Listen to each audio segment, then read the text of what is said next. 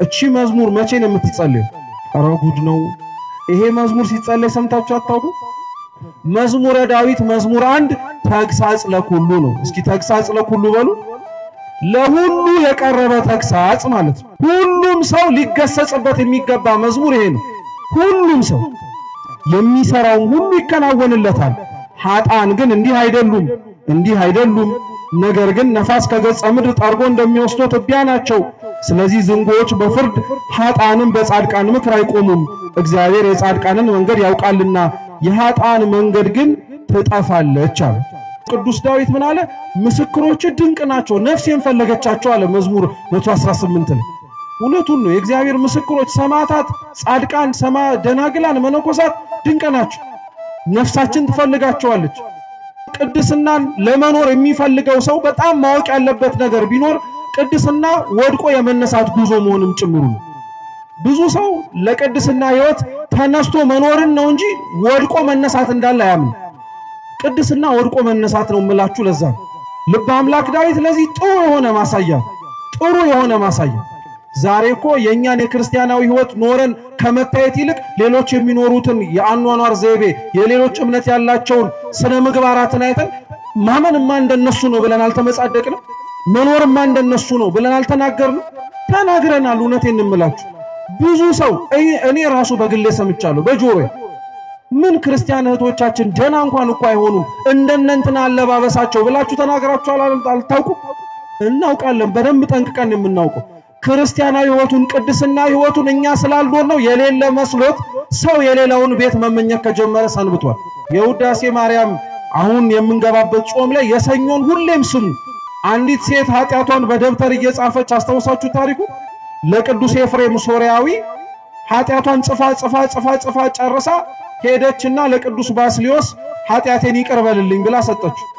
አይ ልጄ ቅዱስ ኤፍሬም ነው እንጂ እኔ በምን አቅቶኝ አለ። ቅዱሳን የሌላውን ትህትናና የሌላውን አቅም ይናገራሉ እንጂ የራሳቸውን ስለማይናገሩ። ወደ ቅዱስ ኤፍሬም ስትሄድ አረ በፍጹም ወደ ቅዱስ ባስልዮስ ይጃል። አሁንም ሄደች ተመልሳ መጣች። ቅዱስ ኤፍሬም ጋር ስትመጣ ግን አሁን ስትመለሽና ስትሄጂ ግን እሱ አርፎ ሰውነቱን ተሸክመው ሊቀብሩት ሲሉ ታገኘዋለሽ። ሳትጠራጠሪ የጻፍሽውን ኃጢአትሽን እዛው በድሉ ላይ ስጋው ላይ አስቀምጪ ይፋቅልሻል አለ። አምና ሄዳ አስቀመጠችው። ተፋቀላት ከአንዲት ኃጢአት በቀር። ያችም ኃጢአት የተፋቀችው ቅዱስ ባስልዮስ ሊያስፍቅላት የማይችል ስለሆነ አይደለም። ቅዱስ ኤፍሬም የቅዱስ ባስልዮስን ክብር እንደገለጠው ሁሉ ባስልዮስም የቅዱስ ኤፍሬም ክብር እንዲታወቅና ያቺ የቀረችውን ኃጢአት ደግሞ ማን እንዲያስተሰርይ ነው? ቅዱስ ኤፍሬም እንዲያስተሰርይ ይሁን። አያችሁት? እንኳን ካህናተ ቤተ ክርስቲያን ቆመው እግዚአብሔር ይፍታህ ብለው ቀርቶ ሙተው እንኳን በሬሳ ሳጥን ተጭነው ስልጣናቸው አይሞትን ፍጹም ሰማያዊን ያስተሰርያል። ግን ያጠራጥራል በቅድስና ሕይወት እንዳትኖር። አይ ንስሐ ስትገባ ባይቀበልስ እያለ ይናገራል። ይሄን በጣም በልባችሁ ሰሌዳ ጻፉልኝ አደራ፣ የሁላችን ችግር ስለሆነ ኃጢአት ሰርተን ንስሐ መግባት ሲጠበቅብን በሌላ ብዙ መልካም ነገሮች እንድንዋጥ ያደርገናል ሰይጣን። ብልሃት እኮ ነው በነገራችን ላይ አልገባን ይሆናል እንጂ ንስሐ የሚጠበቅባት ነፍስ እንደሆነች እኮ ይታወቃል። ሰይጣን ግን ንስሐ ከምትገባ ይልቅ ሌላ የጽድቅ ሥራ እየተንጎዳጎደች እንድታረግ ያደርጋል። ሞኝን እንዳትሆኑ ክርስቲያኖች፣ 1000 ዓመት ከምናደርገው ሌላ ነገር ንስሐ መግባትን እናስቀድም። የጻድቁ አባታችን የአቡነ ገብረ መንፈስ ቅዱስን የብርሃናት ዓለም የቅዱሳን ጴጥሮስ ወጳውሎስን እንዲሁም ደግሞ የጾመ ሐዋርያትን እስካሁን የዘለቅነውን ጾም ፍቺ የምናከብርባት ዕለት ናት። ወደ ዋናው ትምህርታችን ከመግባታችን በፊት እስኪ ዋዜማ በሉ፣ በዓል በሉ።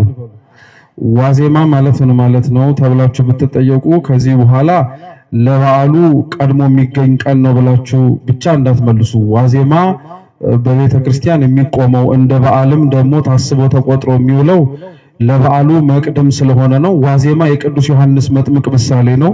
በዓሉ ደግሞ የክርስቶስ ምሳሌ ነው እና ከጌታ አስቀድሞ ቅዱስ ዮሐንስ መጥምቅ ከመንፈቅ ቀድሞ መንግስተ ሰማያት ቀርባለችና ንስሐ ግቡ ብሎ ሕዝቡን ለጌታ እንዳዘጋጀ ሁሉ ዋዜማም በዓል ለተባለ ለጌታችን ለኢየሱስ ክርስቶስ የምንዘጋጅባት ዕለት ናትና በዚህ ዕለት ተገኝተን እንዳመሰገንን ሁሉ ለሚቀጥሉት በዓላት ብለን ለምናከብራቸው ዋዜማዎች ሁሉ ደግሞ አምላካችን ፈቅዶና ወዶ ቅዱስ ሥጋውን ክቡር ደሙን ለመቀበል ይፍቀድልን ይርዳን።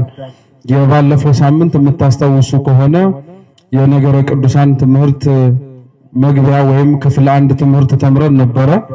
በባለፈው ሳምንት ምናልባት ያልነበራችሁ ካላችሁ በባለፈው ሳምንት ትምህርታችን ላይ ስለ ቅድስና ምንነት፣ ቅድስና በዘመናችን ለመኖር ምን እንደሚያስፈልገን ተምረን ቆይተን ነበረ።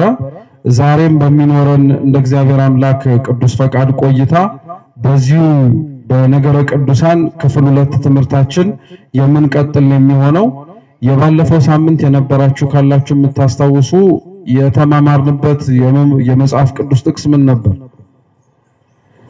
ይሄን የምጠይቃችሁ እንድትደናገጡ ወይ እርስ በርስ እንድትተያዩ ሳይሆን ያው ቃል እግዚአብሔር እንደ ዘርነቱ የሚዘራው ፍሬ ተጠብቆ ነው። ስለዚህ ሁላችንም የምናደምጠው ለመኖር እስከሆነ ድረስ የምንሰማውን ቃል እግዚአብሔር በህሊናችን ደግሞ የማሳደሩን የማስቀረቱን ነገር እንዲኖርብን ስለተፈለገ ነውና ጥቅሱን ማስታወስ ለእናንተ ልተወላችሁ የቤት ስራ ማለት ነው። ቤታችሁ ገብታችሁ አስታውሱት። የባለፈው ሳምንት ግን የተማርንበትን ጥቅስ ነው አሁንም እኔ ዛሬ ደግሜ የምንማማርበት። ታሪኩን ለማስታወስ ያክል ጌታችን መድኃኒታችን ኢየሱስ ክርስቶስ በምሳሌ አፉን ከፍቶ ማስተማር ጀመረ። አንድ የወይን አትክልት ስፍራ የነበረው ሰው ነበረ አለ።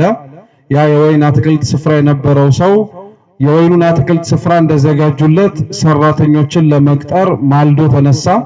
በማለዳ በጠዋት 3 ሰዓት፣ በ6 ሰዓት፣ በ9 ሰዓትና በ11 ሰዓት ወይም በ5 የተለያዩ ሰዓታቶች ላይ የወይኑን ቦታ የሚያገለግሉትን ሰዎች እየቀጠረ ለሚያስገባቸው ሰዎች ደግሞ ለምን ስራ እንደፈቱ እየጠየቀ በወይኑ ቦታ ግን ስራ እንዳለና እንዲያገለግሉ እያነጋገረ ለድካማቸው ደግሞ አንዳንድ ዲናር ወይም አንዳንድ ገንዘብ እሰጣቸዋለሁ ብሎ እንዳስገባቸው በኋላም ደግሞ በመጨረሻ እነዚህ የገቡት ሰራተኞች በሙሉ ደመወዝ የሚቀበሉበት የቀኑ ማምሻ እኛ የተሰበሰብንበት ሰዓት ማለት ነው በደረሰ ጊዜ ላይ ኋለኞች ሆነው ከገቡት አንስታችሁ እስከ ፊተኞቹ ድረስ ጥሩልኝ ብሎ ለእያንዳንዳቸው አንዳንድ ዲናር እንደሰጣቸው የመጀመሪያዎቹ ገብተው የቀኑን ሐሩርና የቀኑን ፀሐይ ታግሰው ሲያገለግሉ የነበሩት ሰራተኞች ግን የኋለኞቹ መጀመሪያ በመጠራታቸው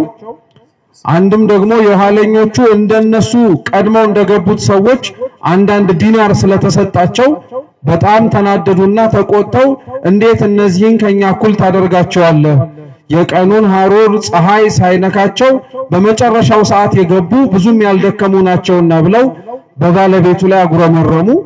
ያ የወይኑ ስፍራ ባለቤት የሆነውን ባለጸጋው ምን ብሎ መለሰላቸው?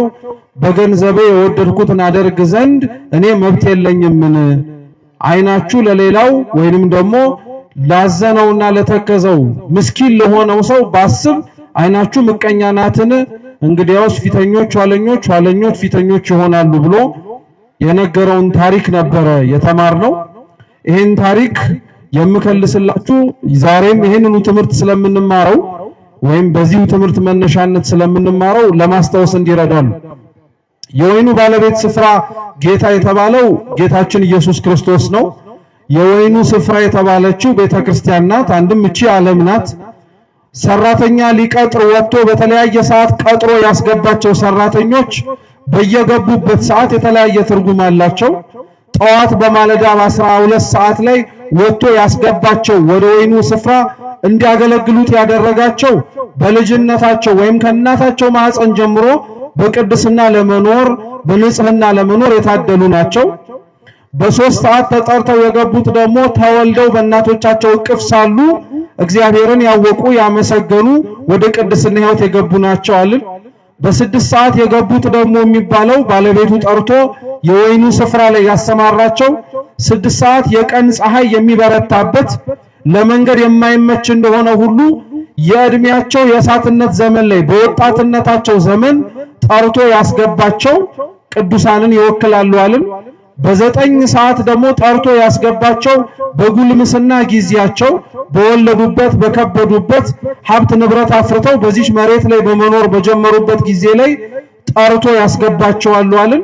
11 ሰዓት ደግሞ የጠራቸው የሚባሉት ሁሉም ነገር በሰው ዘንድ ለቅድስና ሕይወት መገልገያ ሊሆኑ ይችላሉ ያስፈልጋሉ የምንላቸው ነገሮች በሙሉ በሰው ሚዛን ቢታዩ የሚታጣባቸው ጉልበት አላቸው እንዳይባል የደከሙ ለመስገድ የማይችሉ አቅም አላቸው ይጾማሉ እንዳይባሉ ምናልባት በጤናቸው የታወቁ ቅዱሳት መጻሕፍትን ገልጠው ሊያነቡ ይችላሉ እንዳይባሉ አይናቸው የፈዘዘባቸው ቅዱሳት መካናትን ለመሳለም ይፈልጋሉ ቢባል እንደፈለጉት ሮጠው የሚሄዱበት ጉልበት የሌላቸው ሰው ሊጸድቁ አይችሉም ብሎ ተስፋ የቆረጠባቸው ነገር ግን እግዚአብሔር አምላክ እንዲጸድቁ የመረጣቸው በቅድስና ሕይወት የጠራቸው የሕይወታቸውና የእድሜያቸው አመሻሽ ላይ ያሉት ሰዎች 11 ሰዓት የገቡት ናቸው ብለን ነበረ። እነዚህን በሙሉ እግዚአብሔር በተለያየ ሰዓት ይጥራቸው እንጂ ጥሪው ለሁሉም ነው ብለን ነበረ። ጥሪው ለማን ነው አልኳችሁ? ለሁሉም የተደረገ ጥሪ ነው። እግዚአብሔር 12 ሰዓት የጠራቸውን ሰዎች 3 ሰዓት እንደጠራቸው 6ም ሌሎችም ሰዓት ላይ እንደጠራቸው ወጥቶ ለቤቱ እንዲገቡና ስራ ሰርተው ዋጋቸውን መቀበል እንዲችሉ ጠዋት የገቡ ስላሉ ከሰዓት መግባት የለባቸውም ብሎ ከሰዓት የገቡት ስላሉ ደግሞ ማታም የሚገቡ አይጠበቅባቸውም ብሎ ወደ ኋላ ሳይል ጠርቷቸዋልና ቅድስና ለሁል ጊዜ ያለ ጥሪ ነው። ሰው ሰምቶ ሰው እግዚአብሔር ለጠራው ጥሪ ተግባራዊ መልስ የሚሰጥበት ጊዜ ግን ይለያያል። ለዛ ነው አንዳንዶቻችን እቺ የተሰበሰብንባትን ቤተክርስቲያን በልጅነታችን በክርስትና እምነት በነበሩ በእናት በአባቶቻችን እቅፍ ተወልደን ከክርስቲያን ቤተሰብ ተገኝተን በልጅነታችን እቺ ቤተክርስቲያን ያላወቅናት ሰዎች አሉ። አንዳንዶቻችን በልጅነታችን ሳናውቃት በወጣትነት እድሜያችን የገባናለን። በወጣትነታችን ሳናውቃት በጎልማሳነቱ የመጣለ በጎልማሳነቱም ሳያውቃት አርጅቶ ከዚህ በኋላ ሊሰራው የሚችለው ነገር የለም ሲባል ደግሞ እንዲሁ የሚሄድበትም ስላጣ ሊመጣበት የሚችልም ሰው አለ። እንደው ቤተክርስቲያን መሄጃ ስናጣ የምንመጣበት ቦታ እንዳልሆነ ግን በጣም ልብ ልንለው ያስፈልጋል። ቤተክርስቲያን ሰው ስራ የሚሰራባት ለጽድቅ የሚወጣባትና የሚወርድባት ደጅ ናት እንጂ ሰነፎችን የምትሰበስብ አይደለችም። የኛ አኗኗራችን እንደዛ ስለሚመስል ነው። የኛ አካሄዳችንና ህይወታችን ያንን ያንጸባርቅ ይሆናል እንጂ ቤተክርስቲያን የሰነፎች ቦታ አይደለችም። ቤተክርስቲያን የጠንካሮች የጎበዞች ብርቱዎች የሆኑ ተስፋ የማይቆርጡ በአምላካቸው ብቻ ሳይሆን ለሚኖሩባት መሬትም ጭምር ታማኝ ሆነው ብርሃናቸው በሰው ፊት የሚበራ ቅዱሳን የሚሰበሰቡባት አልያም ደግሞ ስለ ጽድቃዊ ህይወት መመላለስ ባይችሉ እንኳን ኃጢአት መስራታቸውን አምነው ከእግዚአብሔር ጋር ይቅርታ ለመጠየቅ የተሰበሰቡ የተነሳ ያጣን ቤት ናት። ከዛ ውጪ ያለን ሰዎች በሙሉ የመጣንበትን ምክንያት መመርመር አለብን። ቤተክርስቲያን ሰው ሲመጣ ለቅድስና መምጣት ለድካም መምጣት ከእግዚአብሔር እጅ በረከትንና ረድኤትን ተቀብሎ ለመውጣት ለመጣር ነው መምጣት ያለበት እንጂ እንዲሁ ደጁ ስለተከፈተ ብቻ ተብሎ የሚመጣ ሰው መሆን የለበት። ስለዚህ በተለያየ ሰዓት ጠራቸው። ጥሪውን ምክንያት አድርገው ደግሞ የገቡ ነበሩ። ጥሪውን ምክንያት አድርገው የገቡትን ደግሞ ጠዋት የገቡትንም ማታ የገቡትንም እኩል 1 ዲናር ነው የሰጣቸው። ስንት ዲናር? ያቺ 1 ዲናር ደግሞ እንዳልኳችሁ መንግስተ ሰማያት ነው። ለሁሉም ቀድመውን ለነበሩት በኦሪቱ በእግዚአብሔር ቅድስና ሲመላለሱ ለነበሩት ለነ አብርሃም አሁን በዚህ ዘመን ደግሞ እግዚአብሔር እንዳዘዘው በሕጉ በትእዛዙ እንኖራለን ብለን ብንመላለስ እኛም ልንወርሳት የምንችለው መንግስት አንዲት ናት። እርሷም መንግስተ ሰማያት ናት። ቢያውቀው ሰው በቅድስና ሕይወት ለመመላለስ የሚሞክረው እና ሞክርም ተብሎ ቤተክርስቲያን አብዝታ የምትሰብክበትና የምታስተምርበት ዓላማ አባቶቻችን የወረሷትንና የሚወርሷትን ርስት እኛ እንዳናጣት ለማድረግ ክርስቲያን በዚህ ሕይወቱ ላይ ሲኖር በጣም ማወቅ ያለበት ለቅድስና ትልቅ የሚረዳው ነገር ምን መሰላችሁ? የመጀመሪያው ሞት ነው። እስኪ ሞት በሉ። አው ሰው በቅድስና ሕይወት ለመኖር የሚፈልግ ከሆነ መጀመሪያ ማወቅ ያለበት ባይራሳውም ጭምር የሚመከረው ነገር ሞት ነው። ሰው ለቅድስና ሕይወት አለመስማማት የሚጀምረው ሞቱን መርሳት ሲጀምር ነው። ቅዱሳን በነገራችን ላይ ከኛ የሚለዩበት ማለትም ቅዱሳን ከኛ በአኗኗራቸው ተለይተው ለእግዚአብሔር ቅርብ የሆኑበት የመጀመሪያው ምክንያት ሞታቸውን ማሰባቸው። አብዛኞቻችን እኛ ሞታችንን ምናልባት ሰው ሲሞት አለያም ደግሞ የሞት ዜና ደጃፋችን ላይ መጥቶ በጆሮአችንም ጭምር ካልሰማን በቀር እንሞታለን ብለን አናስብም። እንሞታለን ብሎ የሚያስብ ሰው ካለ የተረፈው ጊዜና እንዲኖር እግዚአብሔር አምላክ የቀጠለለት እስትንፋስ የቀረውን ኃጢአት የሚሰራበት ሳይሆን የተረፈውን ጽድቅ የሚሰራበት ጊዜ ነበር። ሞቱን ሰው ግን ሲረሳ ከጽድቅ ይልቅ ወደ ኃጢአት ያመዝናል። ለዛ ነው ቅዱሳን ከኛ በጣም የሚለዩት ሞታቸውን ያስባሉ። በነገራችን ላይ ሌላም ነገር ልንገራችሁ ክርስቲያኖች፣ ሞትን ማሰብ ራሱ ቅድስና እንደሆነ ታውቃላችሁ። ሞትን ማሰብ ቅድስና ነው። ተዘክሮተ ሞት ልክ እንደ ተዘክሮተ ኃጣው ኃጢአትን እንደማሰብ ሞት አለብኝ ብሎ ማሰብ ራሱ ቅድስና ነው። መለየት ነው፣ መመረጥ ነው። ምክንያቱም ሰው ሞቱን ሳያስብ እኖራለሁ ብቻ ብሎ ሊኖር ስለሚችል ነገ አለመኖር እንዳለ ረስቶትና ዘንግቶት ሊኖር ይችላል የሰው ልጅ። ሞትን ግን ማሰብ ለቅድስና በጣም መሰረታዊ ነገር ነው። ለዛ ነው ቅዱሳን ሲኖሩ በሕይወታቸው ሁሉ ሞትን ያስቧት ነበር። ሞትን የሚያስቡት ደግሞ እኛ እንደምንለው አይነት አይደለም። አሁን የዚህ ዘመን ያለን ሰዎች ማለት ነው ሞትን የምንፈልገው ለማረፍ ነው። እየሰማችሁ ነው? ሞትን የምንፈልገው እኛ ለማረፍ፣ ለመገላገል እዚህ ዓለም ላይ ከምንሰማውና ከምናያቸው ነገሮች ለኛ ካልተስማሙን ነገሮች ለመራቅና ለመሸሽ ነው። ቅዱሳን ሞትን የሚፈልጉት ከክርስቶስ ጋር ለመኖር ነው። ከማን ጋር ለመኖር? ሐዋርያው ቅዱስ ጳውሎስ እኮ ለዛ ነው በመልእክቱ ልሄድ ከክርስቶስም ጋር ልኖር እናፍቃለሁ አለ። ጳውሎስ ከክርስቶስ ጋር የሚኖር ናፍቆትም ከእርሱ ጋር ለመኖር የሚያሻግረው ድልድይ ሞት እኮ ነው፣ ሌላ ምንም ነገር አይደለም። ጳውሎስ ሐዋርያው ሞትን የተመኘው ከዓለም ድካም ለማረፍ ካለው ጽኑ ፍላጎት ሳይሆን ቅዱስ ጳውሎስ ሞትን የተመኘው ከማን ጋር ለመኖር ስለሚናፍቅ ነው። እኛ ሞትን የምንመኘው ለምንድን ነው? እንደው ምን አለ በሞትኩኝ ብለን እንኳን አዳልጦን በአፋችን ለምንናገረው አማርኛ ንግግር ሞቱን የተመኘነው ለምንድን ነው? ጻድቃን የሚለዩት ቅዱሳን የሚለዩት ከኛ በዚህ ነው። ሞትን ሲመኙት ከእግዚአብሔር ጋር ለመኖር ካላቸው ቁርጥ ፍላጎትና ጽኑ የሆነ ምኞት ነው። ምክንያቱም በዚች መሬት ላይ ደክመውለታል። በዚች መሬት ላይ መሆን ያለባቸውን ነገር በሙሉ እግዚአብሔር አምላክ ያዘዛቸውን በሙሉ ለመኖር ሞክረዋል። ቅዱሳን የኖሩትን ኑሮ ወይም ቅዱሳን በዚች መሬት ላይ ሲቆዩ የቆዩትን ቆይታ በጣም ጥሩ በሆነ መንገድ የሚያሳየን ምን መሰላችሁ? መዝሙረ ዳዊት መዝሙር 1 ነው። መዝሙረ ዳዊት በሐዲስ ኪዳንም በብሉይ ኪዳንም በጣም ከሚጠቀሱ መጽሐፍት መካከል አንዱ ነው። እንደምታውቁት መዝሙረ ዳዊት ክብሩ ከቅዱሳት መጽሐፍት ከወንጌላት ቀጥሎ በጣም የሚታወቅና ከፍ ከፍ የሚባል መጽሐፍ ነው። ይህን መጽሐፍ እንዲያውም ቅዱስ ባስልዮስ ዘቂሳርያ ሲያስተምር ምን ይላል?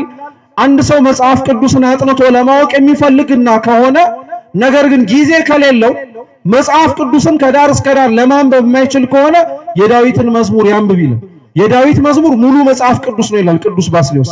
እውነት ነው። የዳዊት መዝሙር ከዳር እስከ ዳር ላነበበውና ከማንበብም ባለፈው ምስጢሩን ለመረዳት የታደለ የዳዊት መዝሙር ምንም የሚጎለው ነገር እንደሌለ ያውቃል።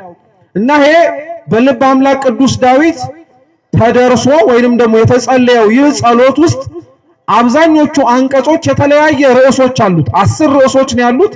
ከነዛ አርዕስቶች መካከል አንዱ ተግሳጽ ለኩሉ ይባላል። እስኪ ተግሳጽ በሉ እንጂ ለኩሉ ለሁሉ ነው። ተግሳጽ ማለት ምን ማለት ነው? ጥሩ ልንገራችሁ። ሁሌም መርሐ ግብር መሪ ወይም መምህር ሲያስተምር ሰምታችኋል። ምን ይላል? አምላካችን ልዑል እግዚአብሔር እንዲያስተምረን፣ እንዲመክረን፣ እንዲገስጸን የማን ፈቃድ ይሁን ይላል። ታዲያ ህሊናችሁ ላይ ጥያቄ አይፈጥርም?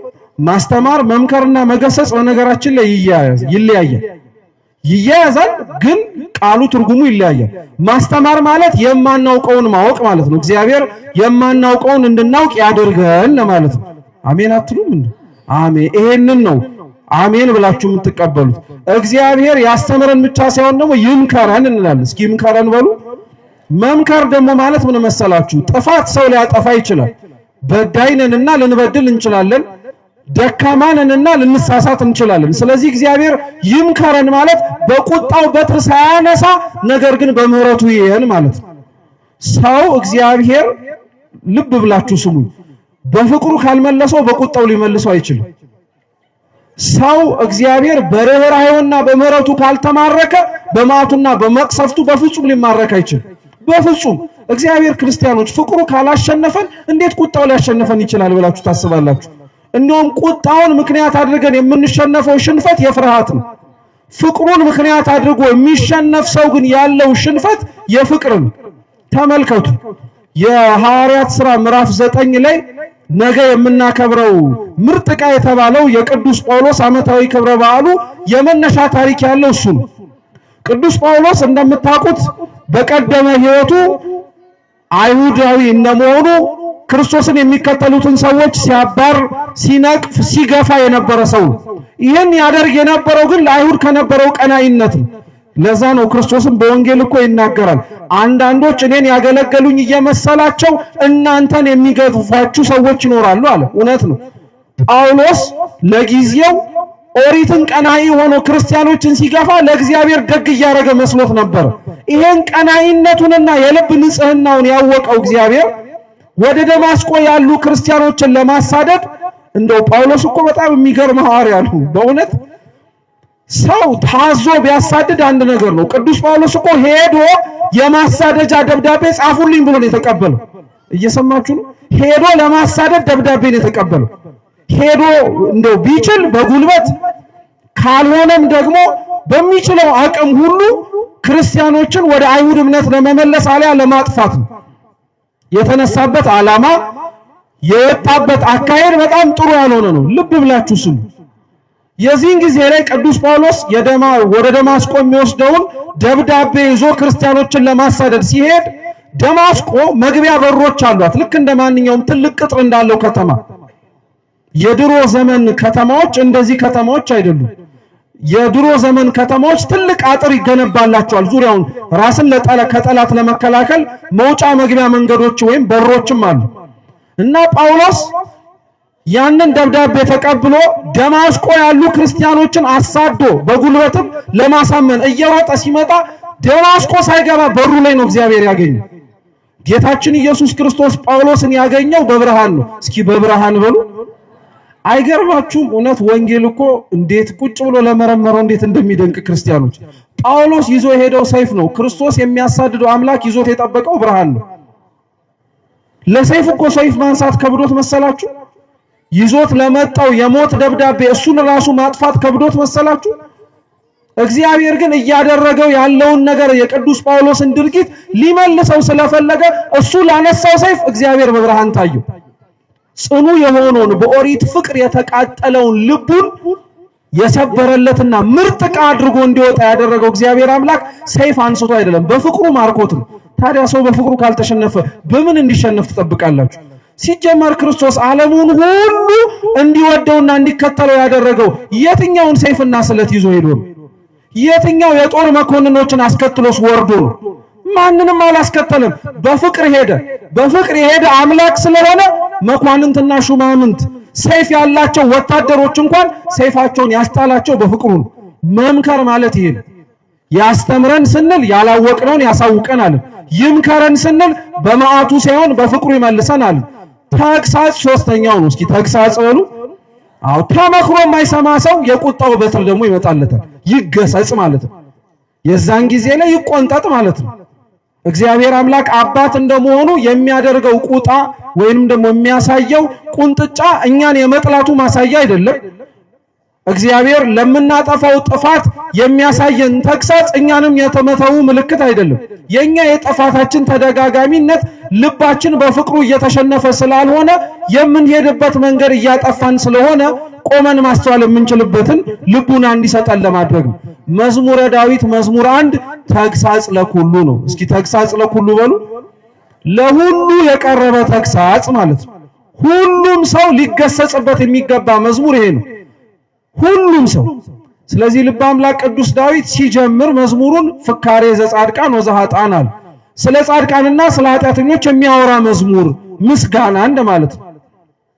ብፁዕ ብእሲ ዘኢሖረ በምክረ ረሲዓን ወዘኢቆመ ውስተ ፍኖተ ኃጥአን ወዘኢነበረ ውስተ መንበረ መስተሳልቃን ዘዳይሙ ሕገ እግዚአብሔር ስምረቱ ወዘህጎ ያነብብ መዓልተ ወለሊተ ወይከውን ከመ ዕፅ እንተ ትክልት ሀበ ሞሐ ሰማይ እንተ ትህብ ፍሬሃ በበጊዜሃ ወቆጽላኒ ይትነገፍ ወኩሎ ዘገብረ ይፈጽም አኮ ከመዝ ኃጥአን ንሳ አኮ ከመዝ ዳይሙ ከመ እግዚአብሔር እያለ የምንወዳት እያንዳንዷ መዝሙር ሌላ ቦታ ላይ ትዝ ብላችሁ ታውቃለች?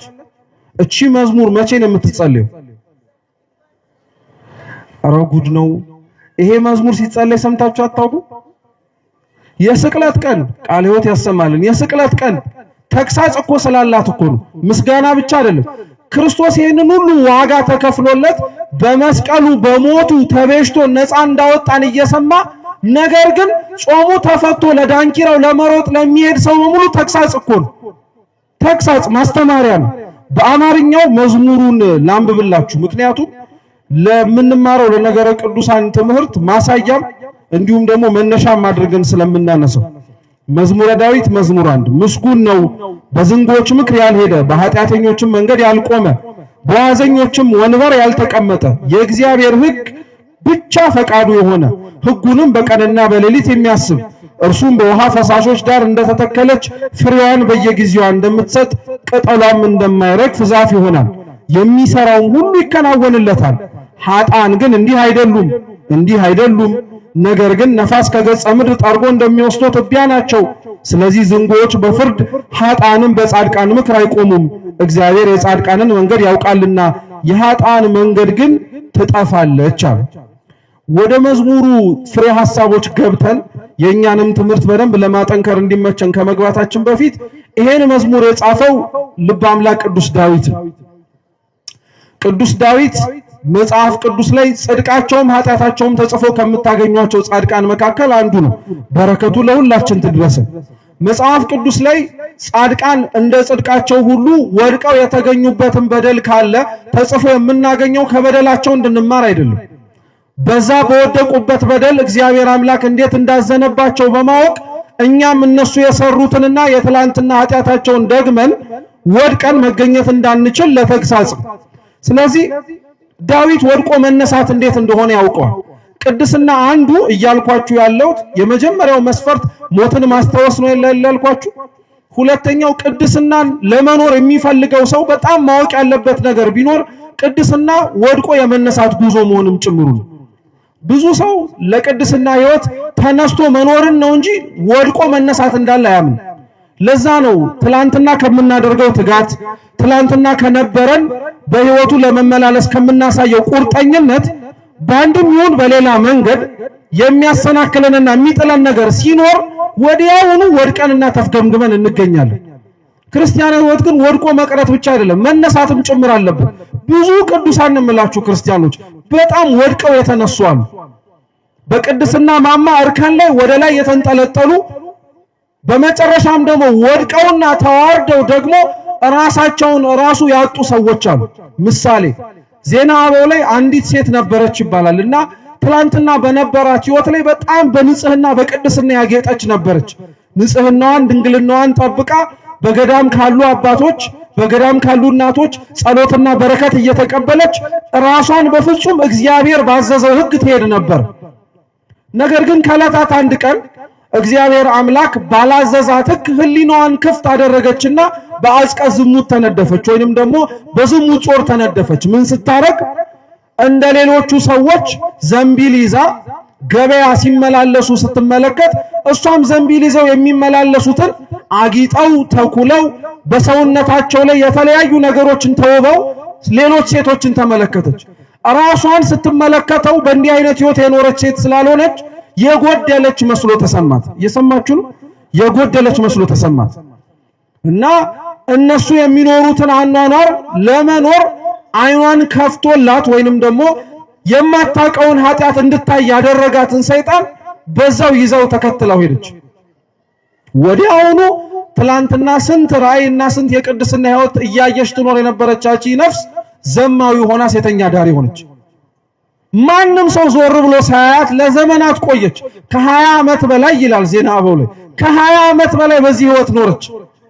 በጣም በፍጹም ኃጢአተኝነት ትላንትና የነበረችውን ጽድቅ አስቡ፣ ዛሬ ያለችበትን ኃጢአት ደግሞ ተመኙ። በደንብ አድርጋችሁ ተመልከቱት። ኋላ አባ ዮሐንስ ሐጺርን እግዚአብሔር አምላክ ይህቺ ነፍስ እንድታርፍ ምክንያት ስለሆኑ ወይም እንዲሆኑ ስለፈለገ ወደዛ ወደ ቦታው እንዲሄዱ አደረጋቸውና አባ ዮሐንስ ሐጺር በቅድስና በንጽህና የታወቁ በጣም የተመሰገኑ ጻድቅ ናቸው። እኚህ አባት ስለዚህ 2 ሳንቲም ይዘው ወደዛች የተኛ ዳሪ ቤት ሄዱ።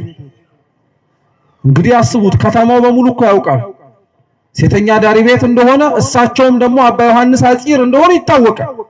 እሳቸው ግን አንኳክተው በሩን ካንቺ ጋር ማደር ፈልጋለሁ ብለው አስገቡ። ከዛ በኋላ በሩን ቆለፈች። እሳቸው የማያውቋት መስሏታል። እሱ አልጋው ላይ ቁጭ ስትል እሳቸው ከመደቡ ላይ ወይንም ደግሞ ከታች ከአልጋው ከጎን ካለው ከእንጨቱ ላይ ቁጭ አሉና ስቅስቅ ብለው ማልቀስ ጀመሩ። ስቅስቅ ብለው ማልቀስ ጀመሩና ያቺ ሴት በድርጊታቸው በጣም ተደነቀች። ምክንያቱም ማንም ሰው እሷ ጋር መጥቶ ፈቃዱን አድርጎ ደስ ተሰኝቶ መሄድ ነው እንጂ እንደገባ ለቅሶ ሲያለቅስም ሆነ ሲወጣም ሲያለቅስ አይታ አታውቅም። ስቅስቅ ብላ አለቀሰች። ስቅስቅ ብለው አለቀሱ እሳቸው እና በጣም ስለደነገጠች ምን ሆነው ነው? የሚከፍሉት ገንዘብ አጥተው ነው አሉ። እየሰማችሁ ነው?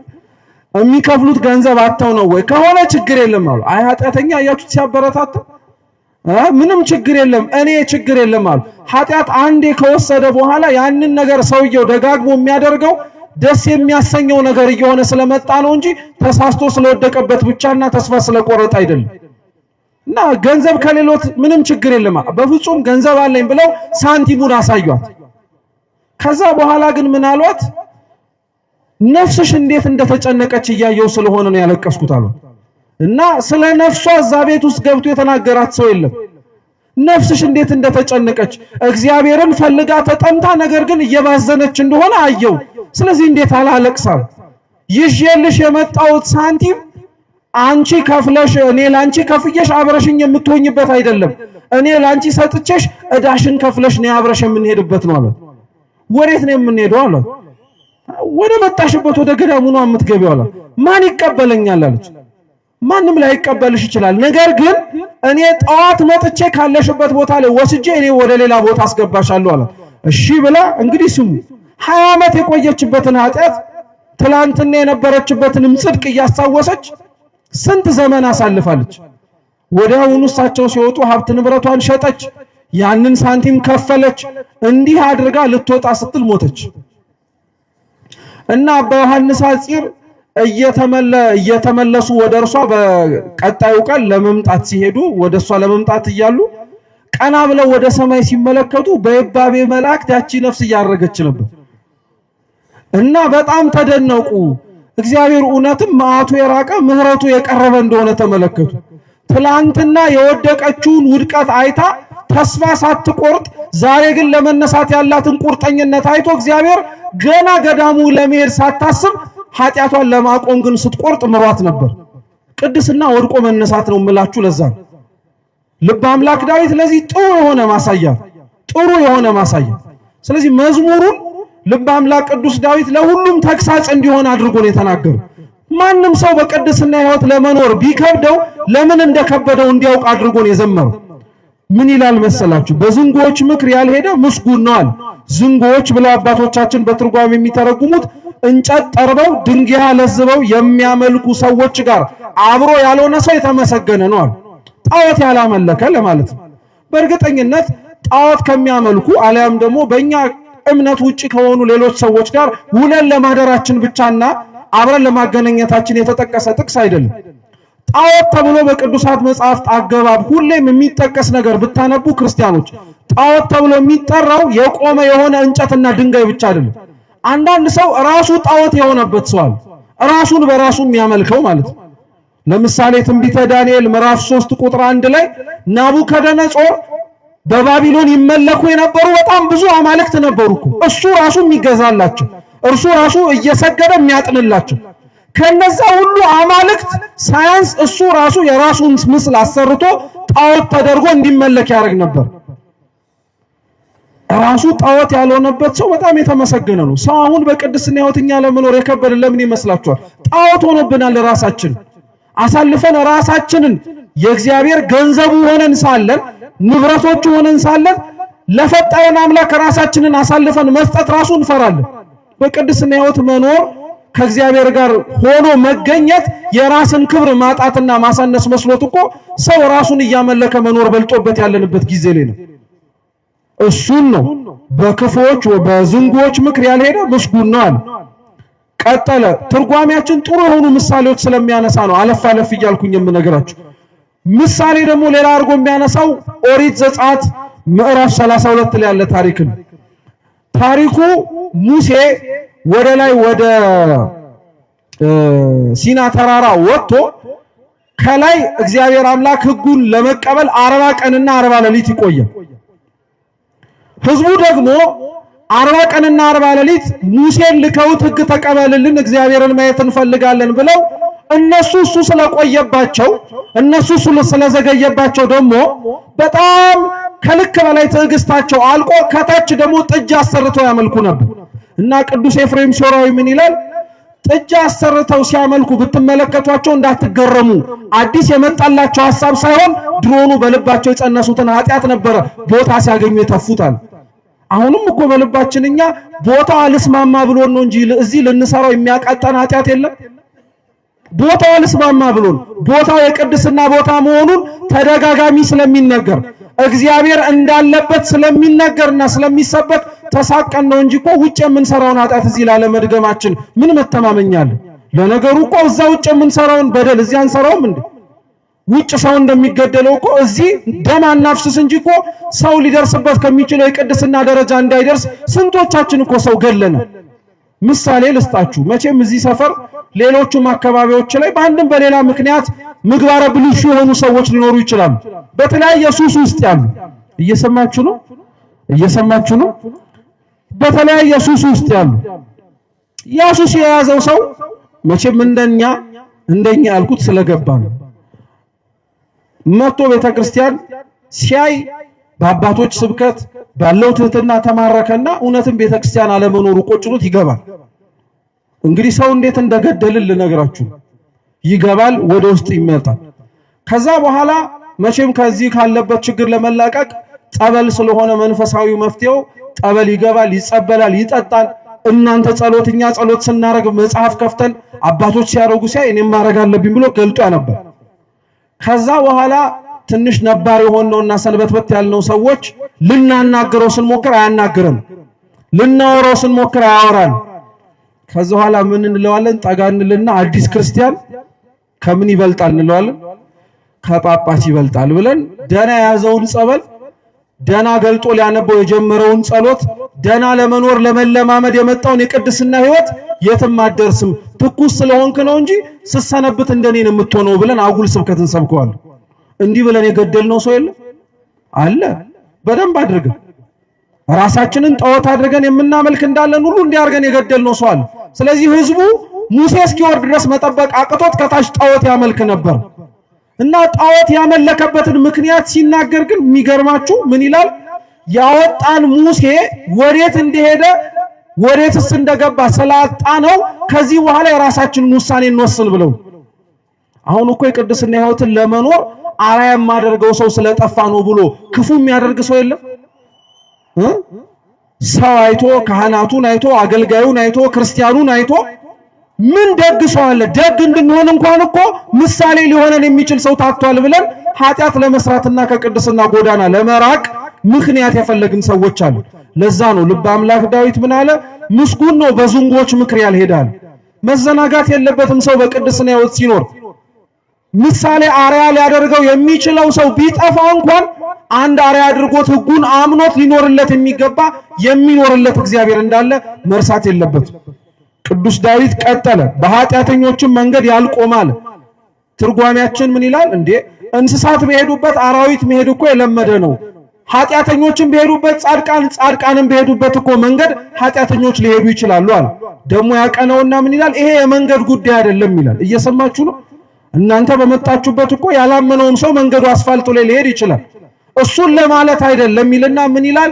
በኃጢአተኞች መንገድ ያልቆመ ማለት የነሱን ግብር ያልተከተለ ለማለት ነው ይላል።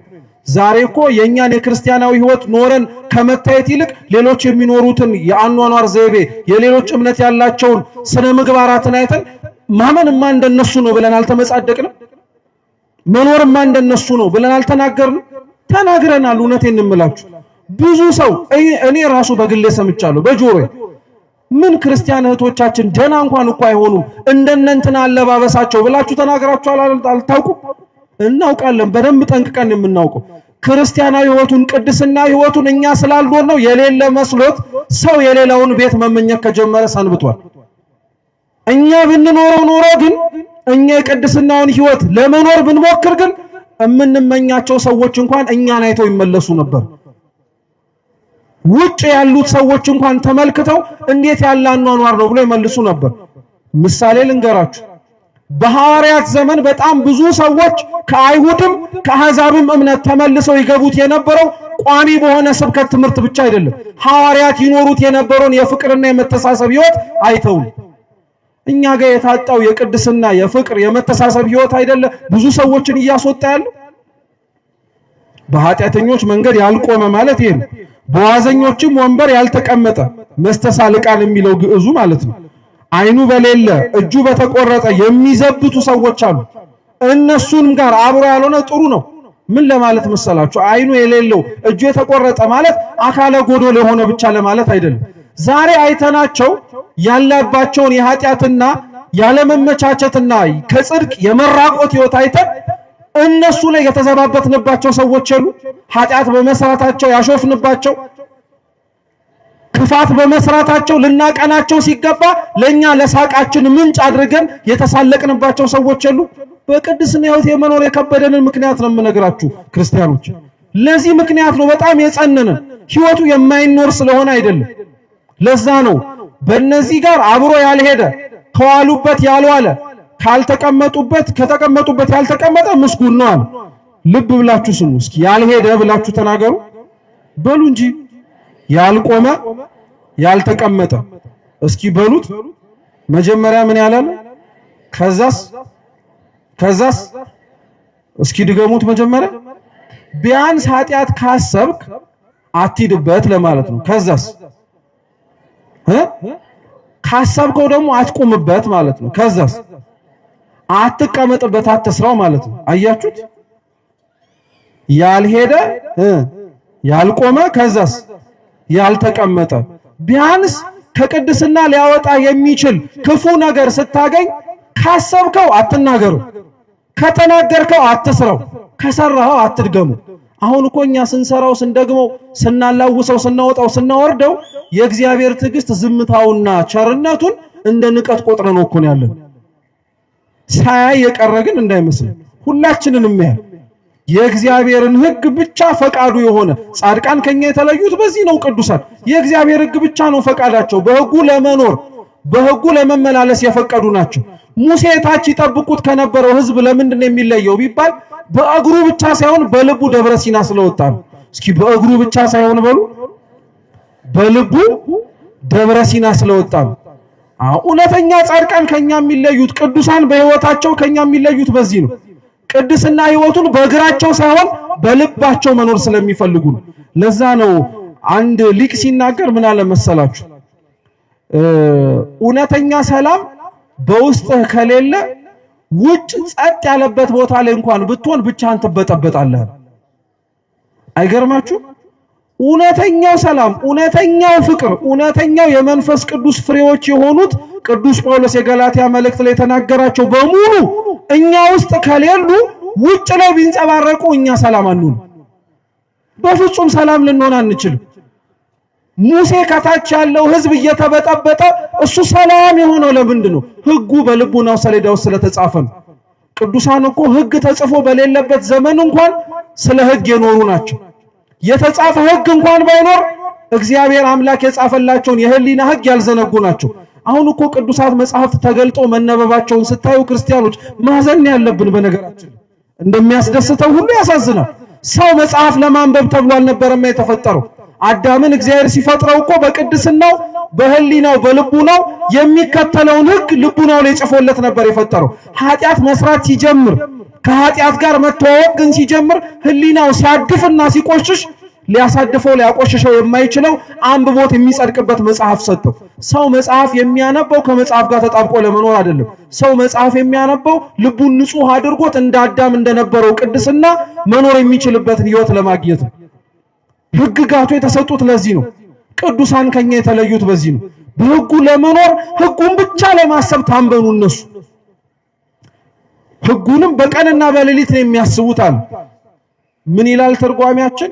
በአይነ ስጋም በአይነ ህሊናም በእዝነ ህሊናም በእዝነ ስጋም ቀን በብርሃን ማታ ደግሞ በብርሃነ ማህቶት ያዩታል አለ። እስኪ ቀን በፀሐይ በሉ፣ ማታ በብርሃነ ማህቶት። ምን ማለት መሰላችሁ? አሁን ለምሳሌ ይሄንን መጽሐፍ ቀን የምታነቡት የምን ብርሃን አይታችሁ? የፀሐይ። ማታስ ቢሆን በጨለማማ አታነቡትም አይደል? በምን የምታነቡት? ብርሃነ ማህቶት ማለት በሌላ ብርሃን ማለት ነው አይደል? እና ምን ማለት መሰላችሁ? ቀን በፀሐይ የተባለው ፀሐይ ክርስቶስ ነው። ፀሐይ ክርስቶስ ነው። ሌሊት በብርሃነ ማህቶት የተባለው ደግሞ በሌሊት የሚያበሩት ጨረቃና ከዋክብት ብርሃናቸውን የሚነሱትና የሚያገኙት ከፀሐዩ ነው። ቀን ፀሐይ ሳለላችሁ ማለት ፀሐይ ክርስቶስ በነበረበት ዘመን ላይ ሐዋርያት እርሱን በአይነ ስጋቸውም በአይነ ህሊናቸውም በእዝነ ስጋቸውም በእዝነ ልቡናቸውም ያደምጡት ነበር፣ ይሰሙት ነበር፣ ይታዘዙት ነበር። እናንተስ አሁን የምትኖሩት ክርስቶስ እንደነሱ ዘመን ተራምዶ ባታዩ ላትኖሩበት የምትችሉበት ምክንያት የሉም። እንደ ማታው ብርሃን የሚያንጸባርቁ ብርሃናቸውን ከፀሐዩ ያገኙ ብርሃነ ማህቶቶች ቅዱሳን አሉን። እኛ ቅዱሳንን ቤተክርስቲያን የምታከብረው ለምን ይመስላችኋል? ክርስቲያኖች እውነተኛ ክርስቶስ የኖረውን ወንጌል እውነተኛ ኑሩት ብሎ የተናገረውን ሕይወት ሲኖሩት ስላየናቸው እኮ እውነተኛውን ሲኖሩት ስላየን እኮ ለጻድቃን እግዚአብሔር ድንቅ አረገላቸው እያልን መጽሐፍ እየተናገረ ቤተክርስቲያንም የምትመሰክረው እኮ እሱ የኖረውን ሕይወት ኖረው እነሱ ያገኙትን እግዚአብሔር እኛ እንድናገኘው ስለሚናገሩ እኮ ነው። ለዛ ነው ቅዱስ ጳውሎስ ራሱ ሲናገር እኔ ክርስቶስን እንደምመስል እናንተም ማንን ምሰሉ አለ። ይሄው ብርሃነ ማህቶት ማለት ይሄ ነው። ጨለማ በሆነበት እሱን ፈልጋችሁ ብታጡት እንኳን እሱን አይተው ያበሩትን ቅዱሳን አይታችሁ ሕይወታችሁን መኖር ትችላላችሁ ለማለት ተፈልጎ ነው። እርሱም በውሃ ፈሳሽ ዳር እንደተተከለች ፍሬዋንም በየጊዜዋ እንደምትሰጥ ናት አለ። ልበ አምላክ ቅዱስ ዳዊት የተናገረውን ይሄንን ቃል ቅዱስ መጽሐፋችን ሲተረጉም ምን ይላል? እጽ የተባለው ሰውነቱ ነው። የውሃ ፈሳሽ የተባለው ረድኤተ እግዚአብሔር ነው። ፍሬ ምግባር ነው። ቅጠሉ ሃይማኖቱ ነው ይላል። ሰው በረድኤተ እግዚአብሔር በተባለ በወንዝ አቅራቢያ ቢተከል ወይም ረድኤተ እግዚአብሔርን ምክንያት አድርጎ በቅድስና ሕይወት ለመኖር ቢጀምር ቢሞክር ፍሬ የተባለ ሃይማኖትን፣ ቅጠል የተባለ ምግባርን ማግኘት ይችላል ለማለት ተፈልጎ ነው። አሁን ይሄንን ሁሉ ያልኳችሁ ዋነኛው ምክንያት ምን መሰላችሁ? ቅድስና ሕይወት እንደምንናገረው ለመኖር በጣም ከባድ የሆነ ሕይወት መሆኑን ሁላችሁም ታውቁታላችሁ። ማናችንም እናውቀዋለን። ወንዝ ዳር መተከል በረድኤተ እግዚአብሔር ሆኖ ቁጭ ብሎ መኖር እንደሚያስፈልግ ዘወትር ነጋ ጠባ ስንሰበከው የነበረው ስብከት ነው። በቅድስና ሕይወት ለመኖር ግን ለምን ከበደን የምትለው ነጥብ ብቻ ላንሳላችሁና በእኔ የተረፈውን የጎደለውን ከዛም በላይ ሆኖን አባቶቻችን ያስተምሩናል። ቅድስና ሕይወትን በዚህ ዘመን በጣም ለመኖር የከበደን ለምን መሰላችሁ? አብራችሁኝ በሉ። በመልካም ምግባር ኃጢአትን ስለምንሰውር ነው። ምን ማለት መሰላችሁ? አንዳንዶቻችን መልካም በሚመስል ነገር ውስጥ ኃጢአትን እንደብቅና ኃጢአቱን ኃጢአት ብለን አንጠራው፣ መልካም የሆነ ስም እንሰጠዋለን። ለምሳሌ ጭፈራ፣ ዳንኪራ ምን ተብሎ ነው የሚጠራው? ኧረ ዘፈን ሳይሆን ኪነ ጥበብ ተብሎ የሚጠራው ነው አይደለም? አሁን ለምሳሌ የሚጨፍር የሚደንስ ወይም ምናምን የሚያረግ አይነት ሰው ይሄ ገሌ ጥበበኛ ነው አይደል የሚባለው? ጥበብ ጠርተዋለች ነው አይደል የሚባለው? ኃጢአት እኮ ነው ድርጊቱ። መዝፈን፣ መጨፈር ወዘተ ተርፎ እኮ ነውር እኮ ነው፣ ኃጢአት ነው። የእግዚአብሔርን መንግስት የማያስወርስ ነገር ነው። ግን ኃጢአት የሆነውን መልካም ስም ሰጠነውኝ።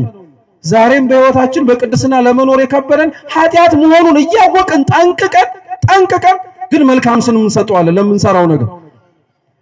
ለድሃና ለችግረኛና ለምስኪን የሚራራ ንዑድ ክቡር ነው ይላል ልበ አምላክ ዳዊት መዝሙር 40 ላይ። መስገብገባችንን ግን እኛ ለድሃ ለመስጠታችንን ቁጠባ ነው እንለዋለን ብሎ ነገር የለም። መስገብገብና መቆጠብ አለመስጠት ንፉግነትና ለነገ ደግሞ ምን አደርጋለሁ ብሎ ማሰብ በጣም ነው የሚለያዩት። በፍጹም እንዲያውም ክርስቲያናዊ የሆነው የቁጠባ መንገድ ይላል ቅዱስ ዮሐንስ አፈወርቅ በመሬት መስጠት ነው ይላል። ለምን? የቅዱስ ቶማስ ዜና ገድሉ ላይ የተጻፈ ታሪክ አለ። አንድ ንጉስ ለቅዱስ ቶማስ ቤተ መንግስት እንዲሰራለት ብዙ መሬት ብዙ ወርቅ ሀብት ንብረት ሰጠውና መንግስት የምትሆን ትልቅ ቦታ አዳራሽ ሰርተ ጠብቀኛል። ቅዱስ ቶማስ ከንጉሱ የተቀበለውን ገንዘብ እየሄደ ለሚያገኘው የኔ ቢጤ በሙሉ በስመ እግዚአብሔር እያለ ይሰጠዋል። የተሰጠው ቀነ ቀጠሮ ሲደርስ ንጉሱም የምገባበት ቤተ መንግስት አለኝ ብሎ ሲመጣ ደኑ ሳይመነጠር አንዲትም ቅጠል ሳትረግፍ አገኘ።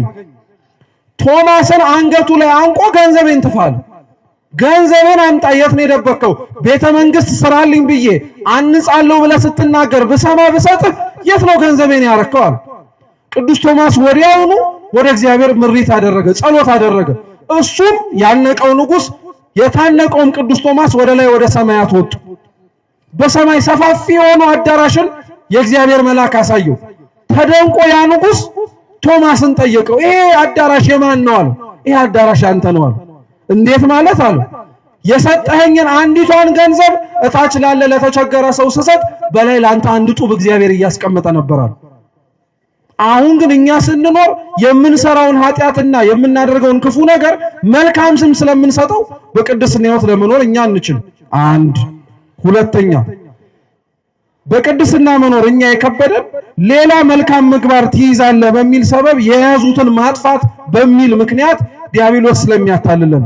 ሰይጣን በጣም ረቂቅ የሆነ ተዋጊ ነው። በነገራችን ላይ ሰው በቅድስና ሕይወት እንዳይኖር ኃጢአትን ማሰራት በጣም የሞተውና የወረደው ተግባሩ ነው። በጣም የሞተው እውነቴን እንምላችሁ በጣም ሰው ለዛ ነው ቅዱስ ዮሐንስ አፈወርቅ ምን ይላል? እውነተኛ ለሰይጣን የተሸነፈ ሰው ኃጢአትን የሰራ ሳይሆን ተስፋ የቆረጠ ሰው ነው ይላል። ኃጢአትን ማሰራት ለሰይጣን በጣም ቀላል ነገሩ ነው። በጣም ተራ የሆነ ፈተናው ነው። ተስፋ ማስቆረጥ ሲችል ግን በጣም ድል አድርጓል። ሰው ኃጢአት ሰርቶ መነሳት ይችላል። ተስፋ ሲቆርጥ ግን በፍጹም ሊነሳም አይችል። ምን ማለት ነው? ሌላ መልካም ምግባር ትይዛለህ በሚል ሰበብ የያዙትን ማስጠፋት። ምሳሌ አንድ ሰው ለምሳሌ ትሁት ነው ልበላችሁ። በጣም ትሁት ነው፣ እጅግ በጣም ጎበዝ፣ ትህትና የገባው ማለት ነው። ሰይጣን ትሁት የሆነን ሰው በትዕቢት መጀመሪያ ይጥለው ምን ያደርገዋል መሰላችሁ? ያለውን ትህትና ሊያሳጣበት የሚችል ምክንያት ነው የሚሰጠው። ሰይጣን አስፈላጊ ከሆነ በነገራችን ላይ ሰው ያለውን ቅድስና እንዳይኖር ብቻ ሳይሆን እንዲያጣውም ጭምር መጽሐፍ ቅዱስ ጠቅሶ ራሱ ሊሟገት ይችላል። ይሄ እኛ ያመጣነው እንዳይመስላችሁ። በነገራችን ላይ የማቴዎስ ወንጌል ምዕራፍ 4 ላይ ጌታችን ኢየሱስ ክርስቶስን የቤተ መቅደሱ አናት ላይ አስወጥቶት ራስህን ጣል መላእክቱ ከእግር በታች ይጠብቁሃል ብሎ የጠቀሰው እኮ የመዝሙረ ዳዊት መዝሙር 90 ጥቅስ ጠቅሶ ነው ክርስቶስን የፈተነው። ሰይጣን አስፈላጊ ከሆነ ለራሱ የሚመቸውን ጥቅስ እንደሚጠቅሰው ሰውን ያለውን መልካም ነገር ለማሳጣት ከፈለገ የሚጠቅመውን ጥቅስ እንዳያስታውስና ወደሚፈልገው መስመር የሚመሩትን ነገሮች እንዲያደርግ ያደርገዋል።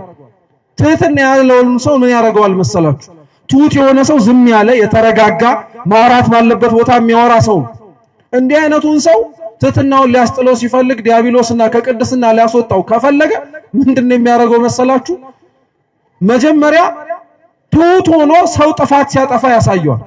ትሁት ስለሆነ የዛን ሰው ድክመቱን ሲመለከት አዝኖ ሊጸልይለት ሲል እንዴ ለምን ትጸልይለታለህ? ያጠፋው እኮ ጥፋት ልክ አይደለም፣ መናገር አለብህ ይለዋል። መናገር አለብህ የሚለውን ሲናገር ጥቅስ ይጠቅስለታል። መቆጣት አለብህ ብሎ ጥቅስ ጠቅሶ ያስረዳዋል።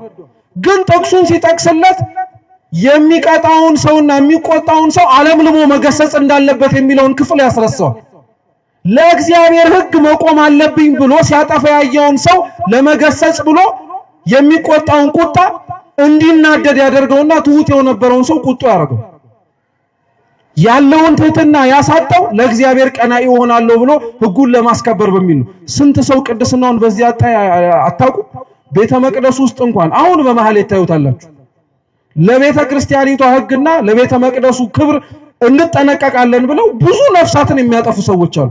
አባቶች እንኳን ተው እያሉ እየተናገሩ የማይሰሙ ያላቸውን ለእግዚአብሔር ፍቅርና የቤተ መቅደሱን ቀናኢነት ለማጠየቅ ብለው ነገር ግን ክፉ የሚያደርጉ። ይሄንን እውነቴን እኮ ነው የምነግራችሁ። የሚጠቅስለት ጥቅስ እንደዚህ እያለ ነው። የቤት ቅናት በላኝ ይለዋል። እየሰማችሁ ነው? የቤት ቅናት በላኝ። እንደ ክርስቶስ እኮ ጅራፍ አንስቶ ሻጮች ለዋጮችን እያባረረ አስወጥቷል ይላል። ውሸት። ክርስቶስ ሻጭ ለዋጭ አላባረረም፣ ከብት ነው ያባረረው። ከብቱን ያባረረው። በከብቱ መባረር ውስጥ ምን እንዲያውቁ ነው? እኒህን ከብቶች እንዳባረርኩኝ እናንተንም ላስወጣችሁ እችላለሁ።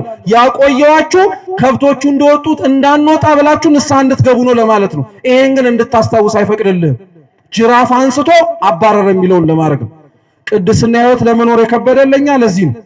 ሶስተኛው ጥርጣሬን ይተከልብናል። ለምሳሌ ንስሐን የሚገባ አንድ ሰው በቅድስና ሕይወት የሚያመላልሰው አንዱ ምስጢር ንስሐ መግባት ነውና ንስሐ ሲገባ እንዲጠራጠር ያደርገዋል። ኃጢአቴን እውነት ይፋቅልኛል፣ እግዚአብሔር ይሄንን ይቅር ይለኛል ይላል። በደንብ ነው ይቅር የሚልህ። ምሳሌ የውዳሴ ማርያም አሁን የምንገባበት ጾም ላይ የሰኞን ሁሌም ስሙ። አንዲት ሴት ኃጢአቷን በደብተር እየጻፈች አስተውሳችሁ ታሪኩ ለቅዱስ ኤፍሬም ሶርያዊ ኃጢአቷን ጽፋ ጨርሳ ሄደችና ለቅዱስ ባስልዮስ ኃጢአቴን ይቅር በልልኝ ብላ ሰጠችው። አይ ልጄ ቅዱስ ኤፍሬም ነው እንጂ እኔ በምን አቅቶኝ አለ። ቅዱሳን የሌላውን ትህትናና የሌላውን አቅም ይናገራሉ እንጂ የራሳቸውን ስለማይናገሩ ወደ ቅዱስ ኤፍሬም ስትሄድ አረ በፍጹም ወደ ቅዱስ ባስልዮስ ይጃል። አሁንም ሄደች ተመልሳ መጣች። ቅዱስ ኤፍሬም ጋር ስትመጣ ግን አሁን ስትመለሽና ስትሄጂ ግን እሱ አርፎ ሰውነቱን ተሸክሞ ሊቀብሩት ሲሉ ታገኘዋለሽ። ሳትጠራጠሪ የጻፍሽውን ኃጢአትሽን እዛው በድሉ ላይ ስጋው ላይ አስቀምጪ ይፋቅልሻል አለ።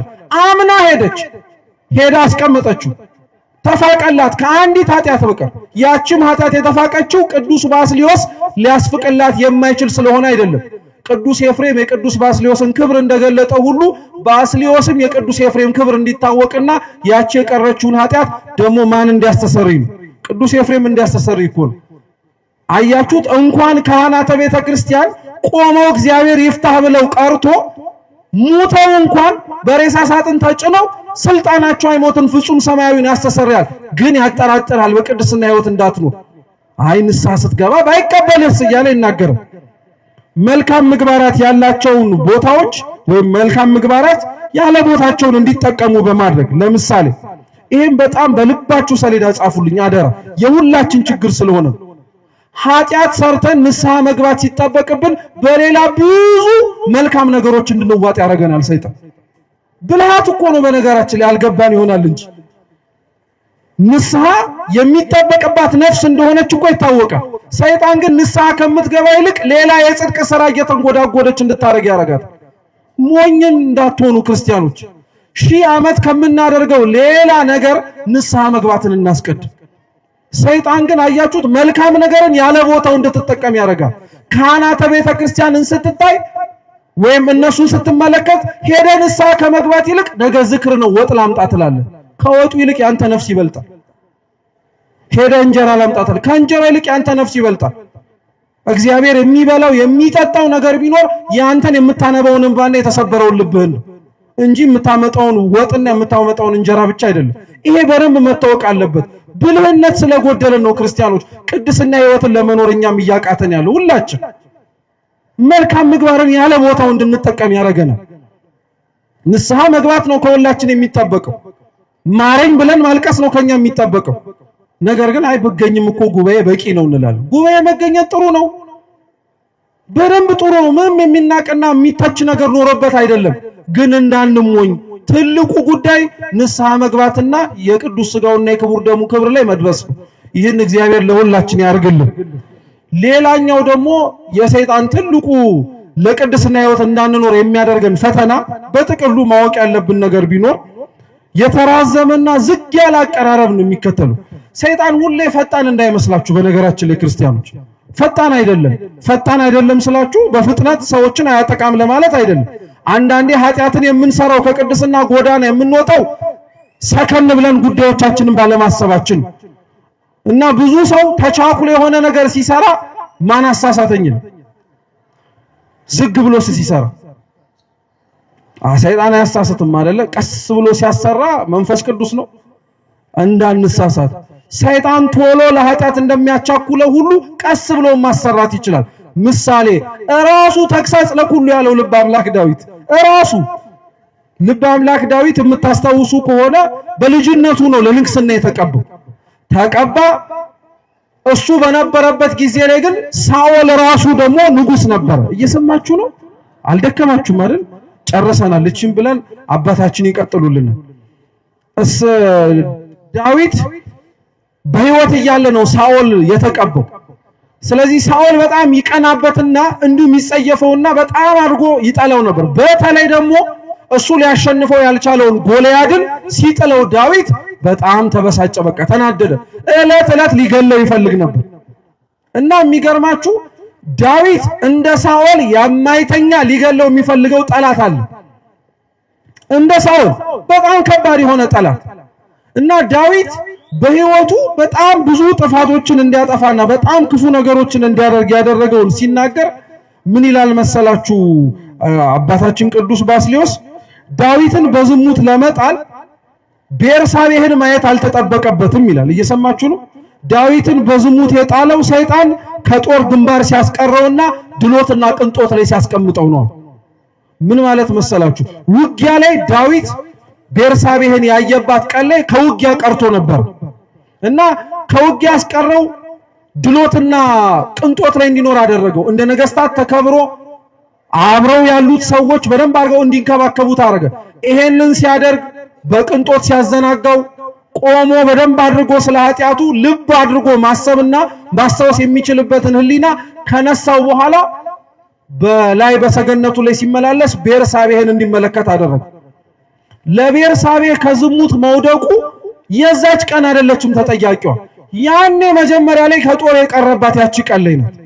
ሰይጣን እንዲህ ነው። አንተ ሊጥል ከፈለገ ወዲያውኑ አይጥልም፣ ከቅድስና ያስወጣህ። ዘለግ ያለ ጉዞ ነው የሚወስድ። እንዴት እንደምትወድቅ እንዴት እንደምትሄድ ሳታውቀው። ለዛ እኮ ነው አበው ሲናገሩ ውሃ ሲወስድ ምን እያደረገ ነው ይባላል። ሰይጣንም እንዲሁ ነው። ሲወስድህ እያሳሳቀህ ነው። ከቅድስና ሲያወጣህ እያሳሳቀህ ነው። ቁም ነገር እየሰራህ እንደሆነ እንዲሰማ አድርጉ። ጥሩ ነገር እያደረክ እንደሆነ እንድታውቁ አድርጉ። ለዛ ነው እኮ ክርስቲያኖች ቅድስና የማይኖር ህይወት ስለሆነ አይደለም። ቅዱሳን ግን ኖረውታል በደንብ አድርገው። እግዚአብሔር ለሰጠው ቃል ታማኝ ሆነው ተገኝተዋል።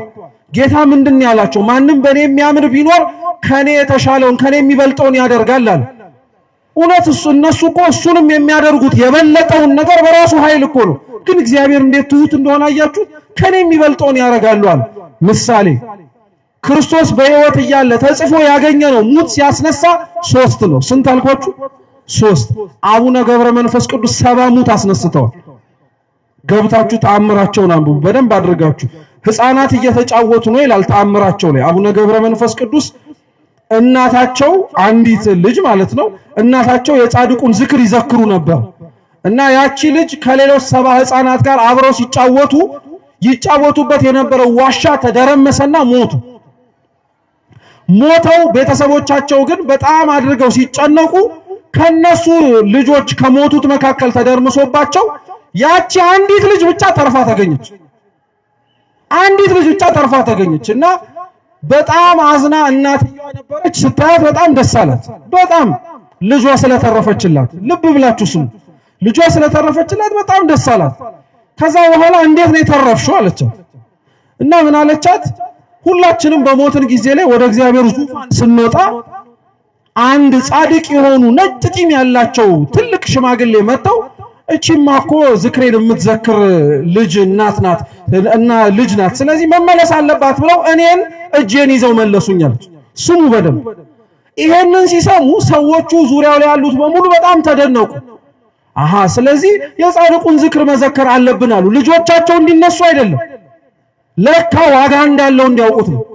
ታዲያ አቡነ ገብረ መንፈስ ቅዱስ እነዚህ ሰዎች ልጆቻቸው ነው ያጡትን የእሳቸውን ዝክር ለመፋጠን ሲሉ ከ3 ቀን በኋላ 70ውንም ነው ያስነሱላቸው። 70ውንም ሕፃናት አስነሱላቸው። ምን ለማለት ተፈልጎ መሰላችሁ? ከዚህ የሚበልጥ ታደርጋለህ ያለው እግዚአብሔርን ለሚያምነው ድንቅ ነገር እንዲያደርግ ያደርግለታል በሱ ኃይል። ሌላስ ለቅዱሳኑ እግዚአብሔር ምን አለ መሰላችሁ? ስጋን የሚገድሉትን ነው እንጂ ነፍሳችሁን ሊያጠፉ የማይችሉትን አትፍሯቸዋል። እውነት ነው። ሰማዕታት ሞትን እያዩ እየተሽቀዳደሙ የሚገቡት ሞትን ስለማይፈሩት ብቻ እኮ አይደለም። ሞት በጣም ያስፈራል። ምን ጥርጥራሉ? የሚገሏቸው ሰዎች እኮ ጨካኝ ናቸው። ምን ጥርጥራሉ? ግን ልብ ብላችሁ ስሙ። ጨካኞች ምንም ጨካኞች ቢሆኑ ፈሪዎች ናቸው። ጻድቃን ደግሞ ምንም እየተነዱ ቢታረዱ ጀግኖች ናቸው። ምንም ጥርጥር የለውም። በቅድስና ሕይወት ስንኖር ለዓለም ነው እንጂ ሞኝ የምንመስለው እንደኛ ጀግኖች ማንም ሊኖር አይችልም። ዓለም ላልቀራት ኃጢአተኛ ኃጢአት የምንጨምርላት ማን ሆነን ነው? ይሄንም ጥሩ ማሳያ አለ። ነገ የምናከብራቸው ብርሃናት ዓለም ጴጥሮስ ወጳውሎስ ምንድን ያለው? ቅዱስ ያሬድ በድጓው ላይ እኮ ሲያመሰግን ይናገራል። ጴጥሮስ ለጳውሎስ እንዲህ አለው፣ አትፍራ። ለምን ትፈራለህ? ሞትን እኮ ሁለተኛ ጊዜ አልሞትም አለ። እውነት ነው። በስጋ ቢገድሏቸው ነው እንጂ ነፍሳቸውን እንደማይነኩት ያውቃል። ጻድቃን ከኛ የተለዩት በዛ ነው።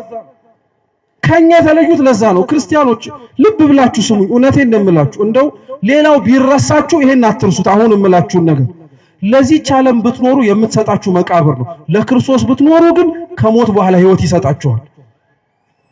ለዚህች ዓለም ብትደክሙላት ይሄው መቃብር ውስጥ ነው የምትከታችሁ። ሌላ ምንም ክብር አትሰጣችሁ ምንም። ለእግዚአብሔር ግን ብትኖሩ ከሞት በኋላ ሕይወት ይሰጣችኋል። በደንብ አድርጉ። እግዚአብሔር እንዲህ አይነት አምላክ ስለሆነ ነው። ለዛ ነው ቅዱስ ዳዊት ምን አለ? ምስክሮች ድንቅ ናቸው፣ ነፍሴን ፈለገቻቸው አለ መዝሙር 118 ላይ። እውነቱን ነው። የእግዚአብሔር ምስክሮች ሰማዕታት፣ ጻድቃን፣ ደናግላን፣ መነኮሳት ድንቅ ናቸው። ነፍሳችን ትፈልጋቸዋለች። የባለፈው ሳምንት እንዲህ ብዙ አልነበራችሁም። በእርግጥ አባታችን ሲያስተምሩ መጨረሻ ላይ ምን አሉ መሰላችሁ? በእግዚአብሔር ቤት ልበ አምላክ ዳዊት እንዲህ አለ አሉ። በእግዚአብሔር አደባባዮችን መጣል ዘንድ መረጥኩኝ እኮ አለ ብለው የአቡነ ተክለ ሃይማኖትን ገድል ሲያስተምሩ ነው። ትዝ ይላችሁ አይላችሁ? እሺ ብቻ አባታችን ያሉት ከጀርባችን ያሉት አስተዳዳሪያችን ማለት ነውና እውነት ነው። የእግዚአብሔር አደባባዮች ለመጣል የሚናፈቁ ናቸው። እውነት ከጻድቃን እግዚአብሔር ማረፊያ አድርጎ ከመረጣቸው ደጅ መውደቅ በጣም ደስ የሚል ነገር ነው እና እውነት ነፍሳችን የምትጠማው እኛ ክርስቲያኖች እሱን ነው። መኖር ቢያቀተን የኖሩትን ማክበር አይከብደን። መኖር ቢከብደን ኖረው ያሳዩንን ቅዱሳን ከፍ ከፍ ማድረግ አይሰቀንም። በደንብ አድርገን የምናረገው በደንብ አድርገን ደግሞ በዚህም አትፈሩ። እኛ ክርስቲያን ሆነን ለመታየት አንቻል እንጂ ክርስቲያን ሆነው የኖሩትንማ ከፍ ነው የምናረገው። እነሱ በመኖራቸው እኮ ነው ወንጌል ራሱ ፍሬ እንዳለው የታወቀው። እውነት ጌታ ወንጌል ላይ ሲያስተምር የተናገረው ነገር በሙሉ ትርጉሞቹ እኮ እነሱ ናቸው። ሌላ ማን አለ? ዓይንን ብታስት አውጥተህ ጣላት። ሁለት ዓይን ኖሮ ሲኦል ከምትወርድ አንድ ዓይን ኖሮ የእግዚአብሔርን መንግስት ብትወርስ ይሻላል አለ። ስምዖን ጫማ ሰፊው እኮ አረገው። ግመል በመርፌ ቀዳዳ ብታልፍ ይቀላል ባለጸጋ ወደ እግዚአብሔር መንግስት ከሚገባ አለ። እውነት ነው። ታዲዮስ አረገው እኮ ይሄን። የሰናፍጭ ቅንጣት ታክል እምነት ካለ ይህን ተራራ ከዚህ ተነስተ ወዲያ ሂድ ብትለው ይሄዳል አለ። እውነት ነው። ስምዖን ጫማ ሰፊው ይህንን አደረገው። እንዴ ይሄ ገርማችኋል እንዴ? ተራራን በእምነት ማፍለስ ተራ ነገር ነው። ተራራን የሚያፈልሰውን አምላክ እኮ በማህፀኑ ያሳደረችም እናት አለች። ቅድስናማ በደንብ ነው የሚኖረው። እኛ መኖር አቃተን እንጂ እና እውነት ትምህርቱን እንደ ዕውቀት አድርገነው ብቻ እንዳንሄድ ክርስቲያኖች ይቆጨን፣ ይከንክነን፣ ውስጣችንን ይብላን። ቃል እግዚአብሔር ያልኖርንበት ዘመን እሱን ፈልገን እኛን እየፈለገን እሱ ሲንከራተት የነበረበትን ዘመን ይብቃን። በቃ እውነት እስኪ ዛሬ እንኳን ለመጀመር የምንሞክረው የቅድስና ሕይወት ይኑረን። ይህን እውነት እግዚአብሔር አምላካችን ይርዳን። አምላከ ተክለ ሃይማኖትም ይለመኑ። ወስብሐት ለእግዚአብሔር።